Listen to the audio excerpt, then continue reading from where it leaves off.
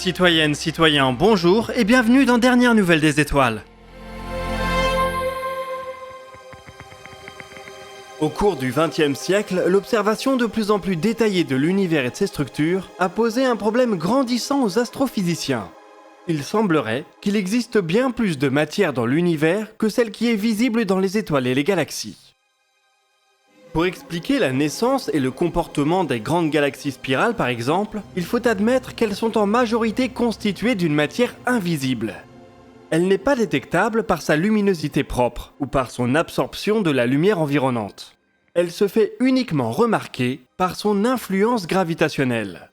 C'est ce qu'on appelle aujourd'hui le problème de la matière noire.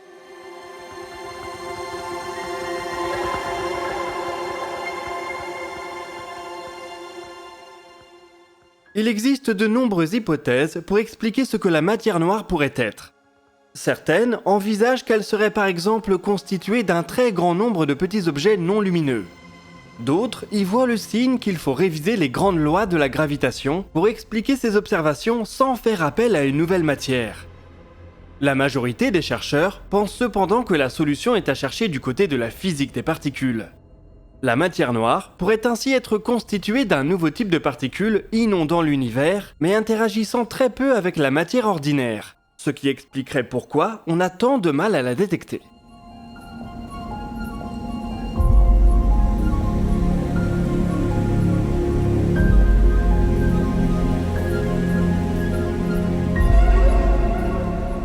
Au sein même de ce faisceau d'hypothèses, plusieurs particules candidates sont en concurrence.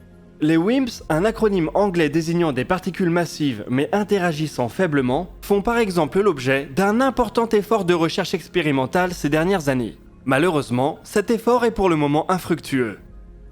Les axions, une autre particule hypothétique de très faible masse, imaginée dans les années 70, bénéficient pour leur part d'un regain d'intérêt. De nombreuses expériences cherchant à les mettre en évidence sont en train d'être déployées. Cet effort pourrait être appuyé par un nouveau type de détecteur développé par des chercheurs en informatique quantique. Pour les besoins de leur simulation, ces derniers ont fabriqué un cristal constitué d'ions de beryllium. Il permet notamment de faire des mesures de champ électrique extrêmement précises, et qui pourraient encore être grandement améliorées s'ils parviennent à augmenter la taille de leur cristal.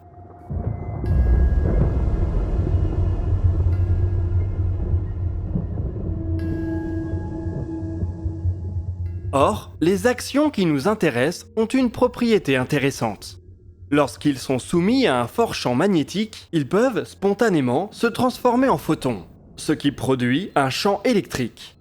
Il s'agit maintenant de déterminer si le cristal des informaticiens quantiques serait capable de détecter ce champ électrique, et ainsi de prouver l'existence des axions et de résoudre le mystère de la matière noire. Il va certainement falloir un peu de patience avant d'en arriver là, mais il y a là une nouvelle piste expérimentale et donc une nouvelle chance de déboucher sur un résultat probant. Les axions font par ailleurs l'objet d'autres recherches expérimentales telles que l'expérience CAST, située au CERN, qui cherche à mettre en évidence des axions produits au cœur du Soleil. Si on a un peu de chance, un de ces dispositifs sera la clé pour résoudre un des mystères les plus impénétrables de la physique moderne.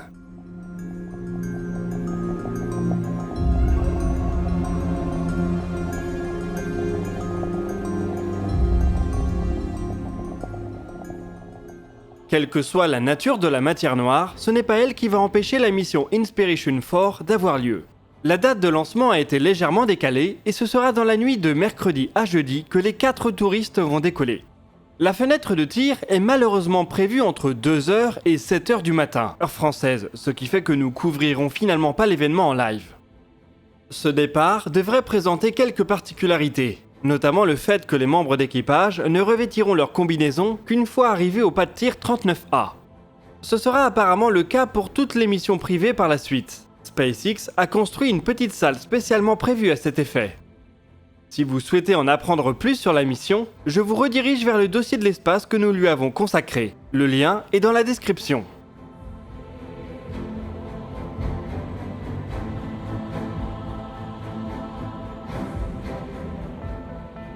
Comme d'habitude, il se passe beaucoup d'autres choses du côté de chez SpaceX, notamment à la Starbase où le booster B5 ainsi que les Starship S-21 et S-22 sont en train d'être assemblés. L'essai orbital du S-20 et du B-4 devrait donc rapidement être suivi d'autres tentatives. SpaceX est par ailleurs en train de construire des réservoirs pour le stockage au sol d'eau et d'ergols, ainsi que des coques cryogéniques pour les recouvrir. Un tir statique du booster B4 est apparemment prévu cette semaine. Il pourrait être réalisé à pleine puissance puisque 29 moteurs Raptor sont actuellement installés sur le premier étage. Voilà qui promet un spectacle détonnant.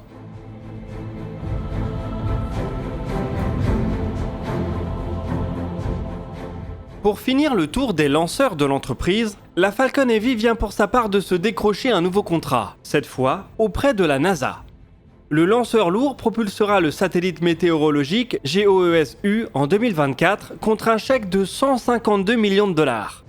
Voilà qui confirme que ce sont essentiellement les clients gouvernementaux qui s'intéressent à la fusée.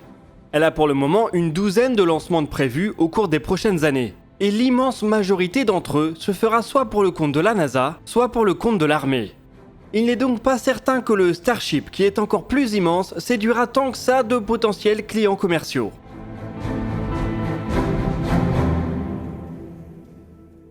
Bref, il n'y a pas que SpaceX qui fait de gros chantiers en ce moment. Du côté de Blue Origin, on vient de voir arriver cette immense poutre sur une barge. Elle devrait servir au système de transport et de redressage de la New Glenn, la fusée géante et réutilisable que l'entreprise est en train de développer. Peu de nouvelles sur ce projet à part ça, on attend toujours son vol inaugural pour la fin d'année 2022. La New Glenn exploitera pour son premier étage le moteur au méthane BE4. Ce moteur va aussi servir pour la fusée Vulcan d'ULA, qui devrait être prête un peu avant. La livraison des BE4 semble toutefois avoir pris du retard. On n'est donc pas à l'abri d'un nouveau glissement de calendrier. Pour finir sur ces actualités américaines, l'intérêt pour la propulsion nucléaire se confirme outre-Atlantique. La NASA et la DARPA ont déjà alloué des enveloppes de financement pour le développement de systèmes de propulsion nucléaire thermique. C'est maintenant au tour du département de la Défense de solliciter les entreprises privées dans le même but. Une de ces agences dédiées à l'innovation vient de lancer un appel à projet pour le développement d'un petit moteur nucléaire capable d'équiper des vaisseaux de petite et de moyenne taille. Un tel système est vu comme nécessaire pour mener des missions au-delà de l'orbite terrestre.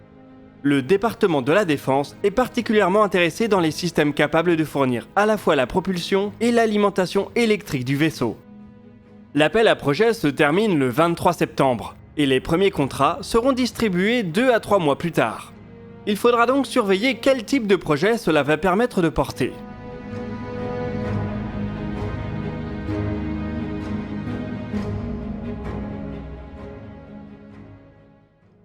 On va finir ce DNDE du côté d'un astéroïde qui porte le nom d'une célèbre reine égyptienne.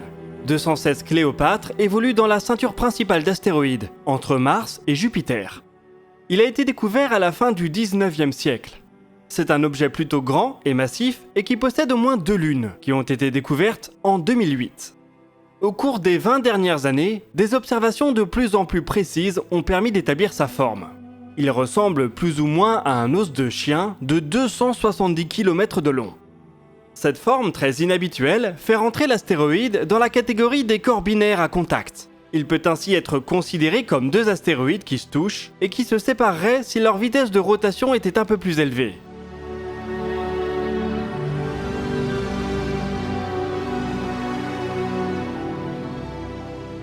Toutes ces particularités font de Cléopâtre un objet particulièrement étudié. Il vient ainsi de faire l'objet de 2 publications qui ont tenté de définir sa forme, sa masse et sa densité avec une précision inégalée. Cela a été rendu possible grâce à une campagne d'observation de plusieurs années à l'aide de l'instrument Sphère installé au VLT. Voici dans la partie noire certaines des images qui ont été collectées par l'instrument. Elles ont permis de modéliser les 2 lobes et le goulot qui les relie de manière étonnamment détaillée pour un objet qui n'a jamais été visité par une sonde.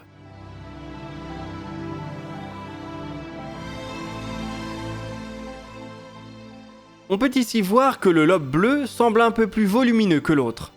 L'étude de l'orbite des 2 lunes a par ailleurs permis de réviser les estimations de masse de l'objet. Il serait 35% moins massif que précédemment estimé. Cela a aussi des implications sur sa densité, qui paraît plus faible que dans les précédents modèles. L'objet dans son ensemble serait 2 fois moins dense que le fer, Et comme c'est un objet qui comporte probablement une forte propension de métal, cela voudrait dire qu'il est en grande partie poreux. La découverte de ces nouvelles propriétés nous permet de discerner un mécanisme pour la formation de ces lunes. L'objet étant très peu dense et en rotation, il ne faudrait pas grand-chose pour propulser certains des rochers à sa surface en orbite. Et c'est peut-être ce qu'il s'est passé. Les petits impacts que subit Cléopâtre doivent régulièrement propulser de la matière en orbite. Cette matière a fini par s'accumuler dans les deux lunes, qui font aujourd'hui chacune quelques kilomètres de diamètre. On aurait bien envie de voir cet objet si singulier d'un peu plus près, mais il n'existe à l'heure actuelle aucun projet d'exploration de Cléopâtre. L'année prochaine, la mission américaine Psyche partira toutefois étudier un autre objet de la ceinture principale, l'astéroïde du même nom qui s'annonce tout aussi fascinant.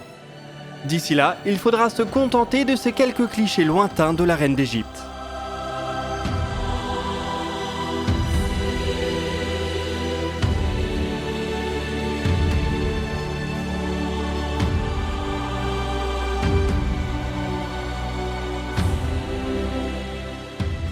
Et nous voici arrivés au bout de ce DNDE. Comme d'habitude, je vous oriente vers l'espace commentaires pour partager vos questions et remarques.